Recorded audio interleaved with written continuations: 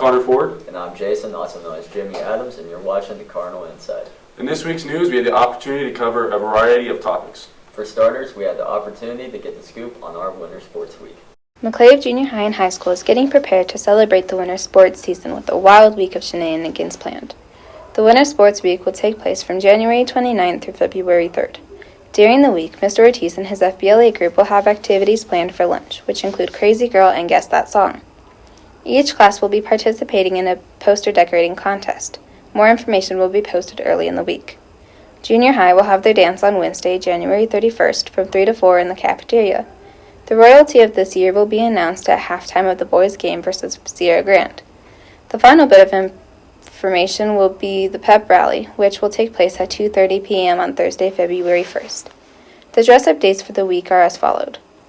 Monday, January 29th will be pajama or PJ day. Try not to wear the PJs you wore to bed on Sunday night. Tuesday, January 30th, will be white lies, where students wear white shirts with a white lie written in black on the shirt. Those lies must be school appropriate. Wednesday, January 31st, will be Popstar versus Rockstar Day. Dress up as either your favorite pop star or your favorite rock star and rock on the day. Thursday, February 1st, will be Red and White Day. Information on the dance looks like this. The dance will take place on Saturday, February 3rd, following the basketball game versus Sierra Grande. The dance will be from 8 to 11 p.m. and take place in the school cafeteria. The dance is semi-formal. The cost of the dance will be $2 per person unless you were selected as a dress-up day winner. Out-of-school dates must be signed up no later than Thursday, February 1st.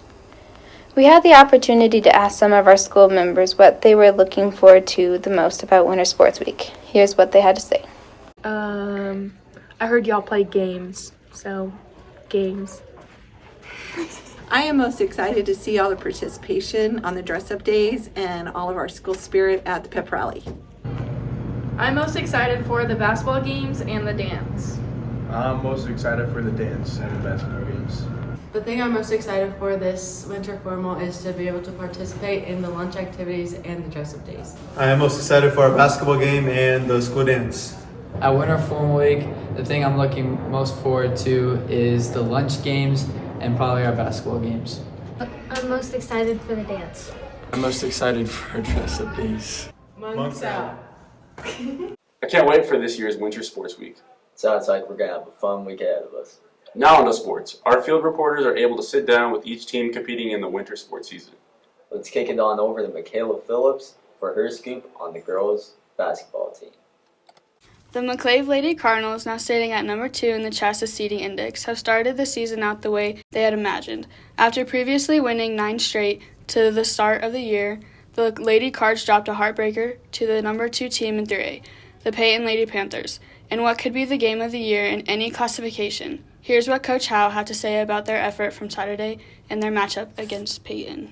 You know, we were really pleased to be able to add this game to the schedule, with it being they're a 3A school and we're just a 1A, so that obviously helped our RPI and our max prep rankings. Those are the kinds of games ultimately that we want to play, is we want to play teams that are good and teams that are going to challenge us. I was really pleased with our effort. I felt like we played really hard the entire game and just played a great defensive game.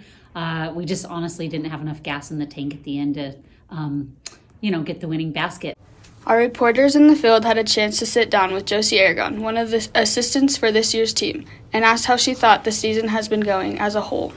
Our season's going well. We have a great group of girls that work hard every day in practice, and they have their mindset on what they want to accomplish, and they're focused right now. They're focused on winning and getting to where we want to be.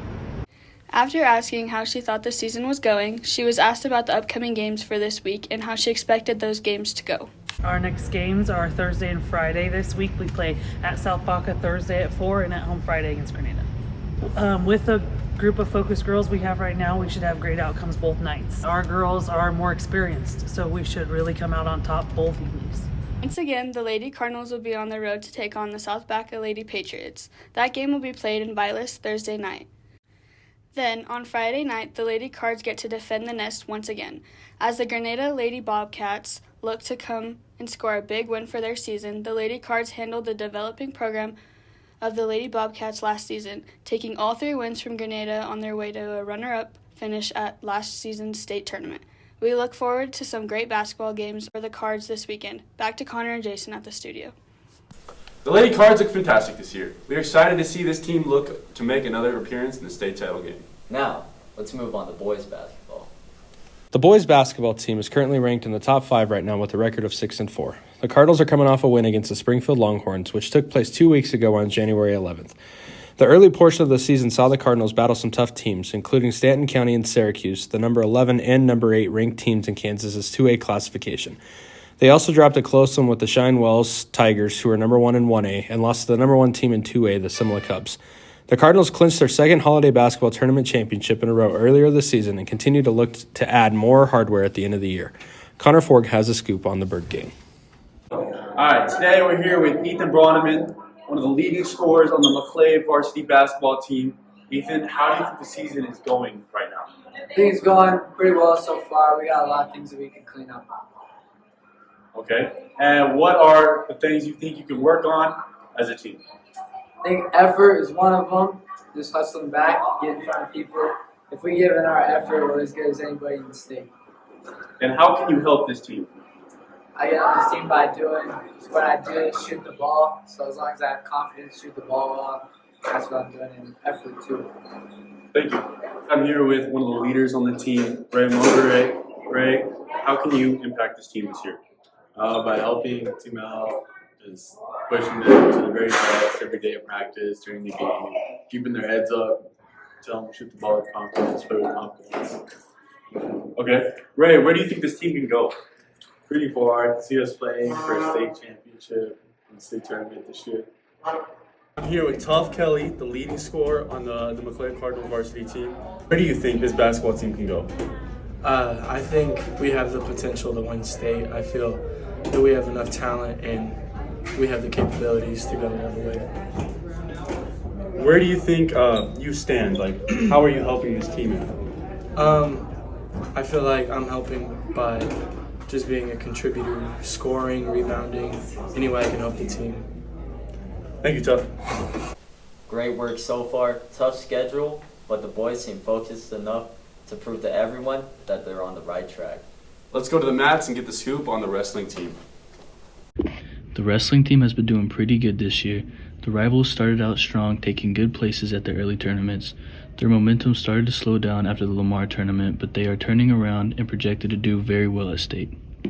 We will now ask some of the wrestlers a couple questions about the team as well as how they feel about the season going for them. What are your end of the year goals for wrestling? End of the year goals for wrestling is to make it to state and hopefully place at state. That's nice, that's nice. And we have a quad tonight in Hall Week. What do you think about that? How are you feeling? Well, I'm hoping to win all my matches and to come out on top in the weight class. Dog. What are your end of the year goals? End of year goals are hopefully go to state, maybe place. We'll see when we get there. Alright, we're pretty deep into the season. Right now, do you know your record? Is it good or is it bad? My record is 16-8, I believe, so this is decent. So you're doing pretty good? Alright, what are your end of year goals? Finish out the season strong, dominate regionals, make it to state, and hopefully make it far. That's nice. Let's take a break from the current news and let's discuss the weather. So today it's looking 42 with a low of 26. Tomorrow, mostly the same. And Thursday, a little bit higher with a high of 51. That's it. Our next story comes from Connor Steins, who had the chance to interview Mr. Ortiz about their upcoming district conference. The FBLA group will be traveling to Otero College this coming Tuesday, January 30th.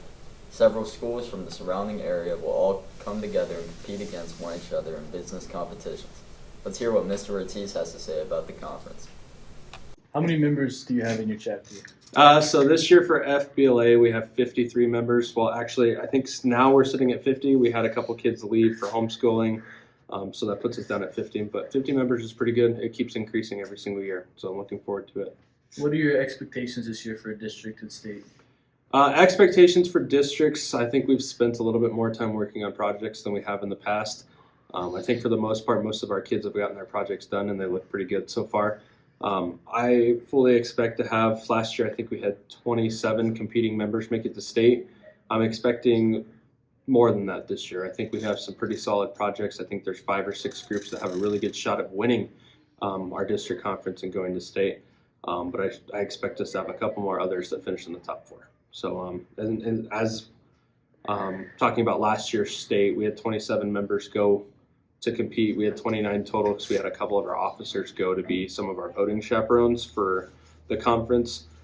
We had a bunch of people, I think, that excelled at state. We had 2 groups eventually make it to the top 10, were able to podium. They didn't make it, they didn't qualify for nationals, but they did a really good job. So looking really forward to taking these kids back up to the Gaylord in Aurora. What's your favorite thing about being a business teacher? I think my favorite thing about being a business teacher is that I get the opportunity to teach some of the courses that a lot of people may not seem or deem important. I feel like the business world and the agriculture world, they kind of get just thrown to the side when it comes to education in the United States, in a lot of bigger cities. So thankfully here in a rural area, we get to go through those things, and I get to teach some of those life skills that I think are very important to be successful. I know Mr. Jaggers over in the ag department does a really good job with our crew, and I'm just trying to get our business to that same level of, when people talk about McClave, they don't just talk about, their awesome sports teams or their awesome agriculture, but they're also talking about how awesome they are at the business stuff too. So this is the Cardinal Insight. Thanks for watching. Check us out every Wednesday for a new episode here on the Cardinal Insight. The Cardinal Insight team signing out. Go Big Red.